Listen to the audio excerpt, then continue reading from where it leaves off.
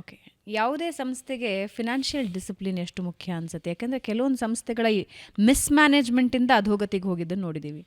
ತುಂಬ ಸಂಸ್ಥೆಗಳು ಫೈನಾನ್ಷಿಯಲ್ ಅದು ಏನಾಗುತ್ತೆ ಯಾಕಾಗುತ್ತೆ ಹಾಗೆ ಹೇಳ್ತೀನಿ.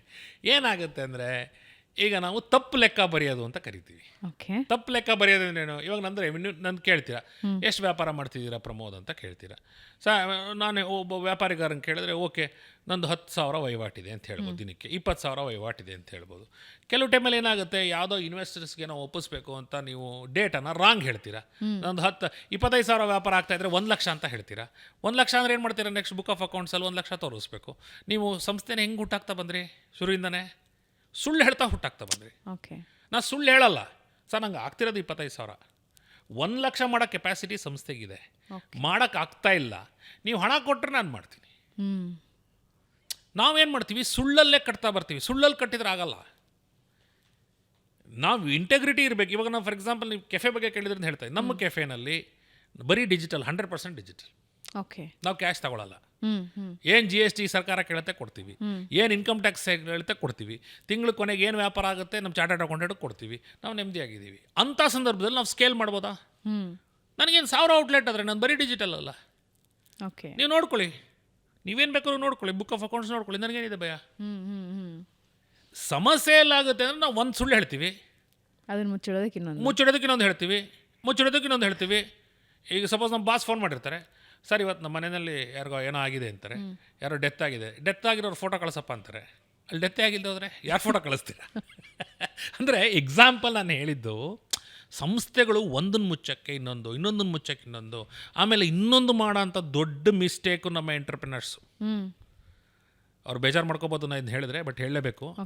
ಬ್ಯಾಂಕಿಂದ ಸಾಲ ತರ್ತಾರೆ. ಸಾಲ ತಂದು ಏನು ಮಾಡ್ತಾರೆ? ವರ್ಕಿಂಗ್ ಕ್ಯಾಪಿಟಲ್ ತರ್ತಾರೆ. ವರ್ಕಿಂಗ್ ಕ್ಯಾಪಿಟಲ್ ಏನಕ್ಕೆ ತರ್ತೀವಿ? ಸಂಸ್ಥೆನ ನಡೆಸ್ಲಿಕ್ಕೆ ಬೇಕಾಗಿರೋಂಥ ಕ್ಯಾಶ್ ಫ್ಲೋಗೆ ತರ್ತೀವಿ. ಬ್ಯಾಂಕ್ ಪಾಪ ಓಡಿ ಕೊಡುತ್ತೆ, 1 ಕೋಟಿನೋ 1.5 ಕೋಟಿನೋ 2 ಕೋಟಿನೋ. ನಾನು ಯಾವುದಕ್ಕೆ ಉಪಯೋಗಿಸ್ಬೇಕು? ಅದನ್ನು ಸಂಸ್ಥೆ ನಡೆಸ್ಲಿಕ್ಕೆ ಉಪಯೋಗಿಸ್ಬೇಕು. ನಾನೊಂದು ಆಡಿ ಕಾರ್ ತಂದುಬಿಡ್ತೀನಿ, ಯಾವುದಕ್ಕೆ ಉಪಯೋಗಿಸ್ದೆ ನೀನು? ಪರ್ಸ್ನಲ್ಲಿಗೆ. ನಮ್ಮ ತಲೆ ಆಡಿ ಆಗಬೇಕು, ನಮ್ಮ ತಲೆ ಮರ್ಸಿಡೀಸ್ ಬೆನ್ಸ್ ಆಗಬೇಕು. ಅವಾಗ 1 ಅಲ್ಲ 10 ಅಲ್ಲ 100 ಮರ್ಸಿಡೀಸ್ ಬೆನ್ಸ್ ತರ್ಬೋದು. ಅಲ್ಲಿರೋ ವರ್ಕಿಂಗ್ ಕ್ಯಾಪಿಟಲ್ ಪಾಪ ಬ್ಯಾಂಕ್ ಅವ್ರು ಕೊಟ್ಟಿದ್ದನ್ನು ತಂದುಬಿಟ್ಟು ನಾನು ಆಡಿ ಕಾರ್ ತೊಗೊಬಿಟ್ಟು ಬೆನ್ಸ್ ಕಾರ್ ತೊಗೊಬಿಟ್ಟು ಯಾರಿಗೆ ತೋರ್ಪಡಿಕೆ ಮಾಡಬೇಕು? ಈ ತೋರ್ಪಡಿಕೆ ಹೋಗಬೇಕು. ಓಕೆ. ನಾನು ಒಬ್ಬ ಸಾಮಾನ್ಯ ಕೆಲಸಗಾರ ಸಂಸ್ಥೆನಲ್ಲಿ ನಾನು ಏನು ಬೇಕಾದ್ರೂ ಮಾಡ್ತೀನಿ. ಈ ಫುಡ್ ಇಂಡಸ್ಟ್ರಿ ಬಂದರೆ ವೆರಿ ಕ್ಲಿಯರ್ ಹೇಳ್ತೀವಿ. ನಾವು ತಿಂಗಳಿಗೆ ಒಂದ್ಸತಿ ಹೋಗಿ ಮ್ಯಾನೇಜ್ಮೆಂಟ್ ಅವರು ಎಂಟೈರ್ ಟಾಯ್ಲೆಟ್ಸು ಎಲ್ಲದನ್ನೂ ಕ್ಲೀನ್ ಮಾಡ್ತೀವಿ. ಓಕೆ. ಏನಕ್ಕೆ ಕ್ಲೀನ್ ಮಾಡ್ತೀವಿ? ಅದೇನು ದೊಡ್ಡ ವಿಚಾರ ಅಲ್ಲಪ್ಪ, ಎಲ್ಲರೂ ಮಾಡೋಂಥ ವಿಚಾರನೇ ನಾವು ಮಾಡ್ತೀವಿ ಅಂತ ಹೇಳ್ತೀವಿ. ತೋರ್ಪಡಿಕೆಗೆ ಬಿಸ್ನೆಸ್ನ ರನ್ ಮಾಡೋಕ್ಕಾಗಲ್ಲ, ಮಾಡಲೂಬೇಡಿ, ಉಳಿಯಲ್ಲ. ಆಮೇಲೆ ಇಮಿಡಿಯೇಟ್ ಹೆಸರು ಬಂದ್ಬಿಡ್ಬೇಕು.